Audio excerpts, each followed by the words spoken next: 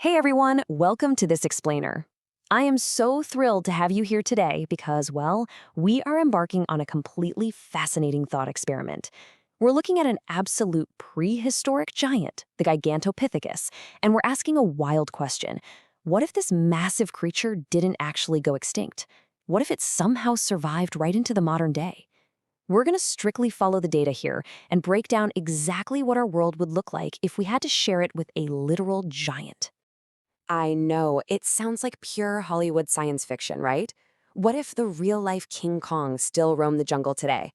You hear people refer to the Gigantopithecus as our real-life Kong all the time, or they claim it's exactly what a creature like Bigfoot would look like. But seriously, think about it. If this colossal ape actually ruled the modern jungle right now, how would it affect our society, our ecosystems, and honestly, our daily lives? Section 1. Meet the real-life Kong. Let's dive right into their sheer size and strength. Okay, to really comprehend a pulling force of 12,000 pounds, we've got to look at modern apes. It's widely believed that chimpanzees have a strength roughly 5 to 8 times that of a human. To put that into perspective, back in 1926, a chimp named Boma pulled 847 pounds with just his right hand. And get this, he only weighed 165 pounds. Then you have Suzette, a former circus chimp, who managed a pull of 1,258 pounds. That is almost 10 times her own body weight. So apply that math to the Gigantopithecus, which weighed in at an estimated 1,200 pounds. Assuming they too could pull up to 10 times their weight, these beasts would be capable of pulling things weighing over 12,000 pounds. There's no way around it. They would easily be one of the absolute strongest animals known to man. And when you put them side by side with us, the visual difference is just staggering. A standard silverback gorilla is already incredibly strong, allegedly able to carry up to 4,400 pounds, but they usually stand about 5 feet tall. The Gigantopithecus, it stood an imposing 9 to 10 feet tall. That makes them nearly 3 times as strong and twice as tall as a silverback. Now sure, the King Kong from the movies was over 100 feet tall, so that's a bit of a Hollywood exaggeration, but at 10 feet and 1,200 pounds, comparing them to Bigfoot is actually incredibly accurate. Moving on to Section 2. Habitat and the bamboo twist. Now, if you live in North or South America, you can take a deep breath and relax. The Middle East and Africa wouldn't be affected either. Based on where they lived, in today's society, these beasts would strictly dominate the grassy lands and forests of India, Vietnam, China, and Indonesia. That's their territory. But how exactly would their massive presence alter those specific regions today? Well, what's really fascinating here is the huge disconnect between what you'd naturally expect them to eat and what they actually consumed. I mean, you look at a 10-foot, 1,200-pound ape, and you immediately think, okay, they've got to be hunting tigers, buffalo, rhinos, right? But based on fossilized teeth, the widespread scientific consensus is that they weren't carnivores at all. They were actually largely peaceful herbivores.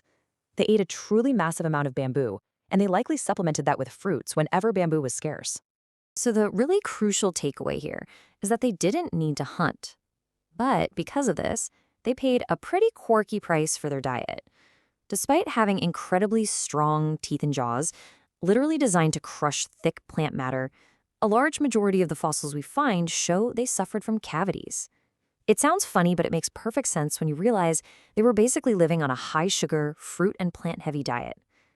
Back in prehistoric times, they shared the earth with 12-foot short-faced bears and cave hyenas. But since the Gigantopithecus hung out up in the trees, they didn't have to go down and fight for meat. Their vegetarian food was literally growing right inside their living rooms. Which brings us to Section 3, the giant panda's nightmare, and the modern ecological consequences. In today's forests, the primary tree-dwelling threats are animals like leopards and snakes. But remember, the ancient ancestors of the Gigantopithecus used to hold their own alongside Columbian mammoths and massive prehistoric bears. So if a modern leopard or a snake tried to ambush one of these giants in a tree today, yeah, it wouldn't be much of a fight.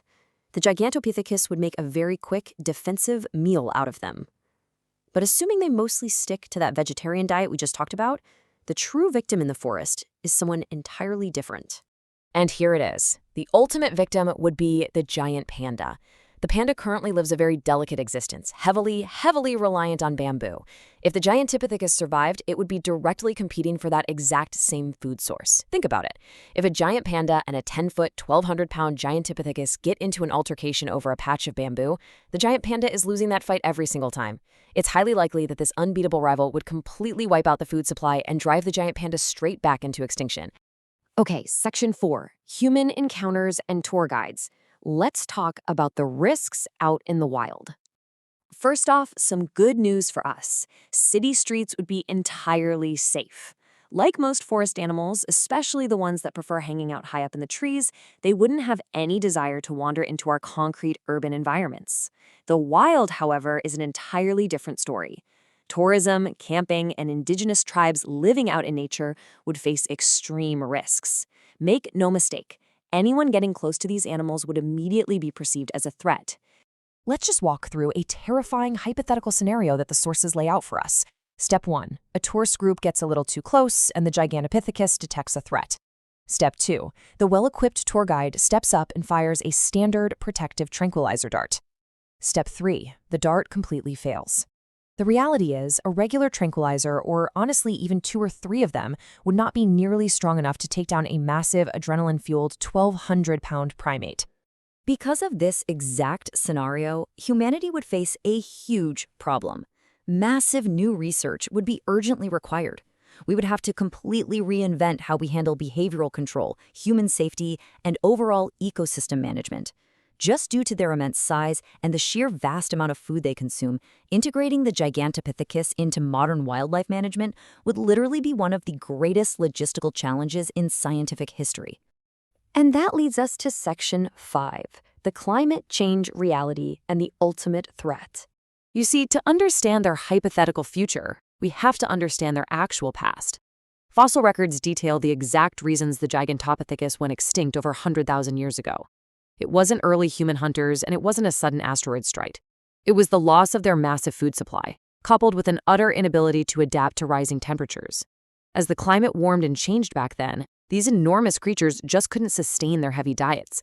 They were forced to constantly move in a desperate, ultimately failing search for appropriate habitat. Which leaves us with this final, really provocative thought. Even if, by some absolute miracle, they survived the prehistoric era and made it to the present day, could they survive today's changing climate? As global temperatures continue to rise right now, the exact same environmental pressures that killed them 100,000 years ago are happening all over again. The sobering reality is that, based on climate change alone, the Gigantopithecus would likely be driven to extinction today anyway. It's kind of an incredible thing to think about, isn't it? That our environment dictates the survival of even the absolute strongest, most towering giants to ever walk the earth. Thank you so much for joining me on this thought experiment today. Keep questioning, keep learning, and I'll catch you on the next explainer.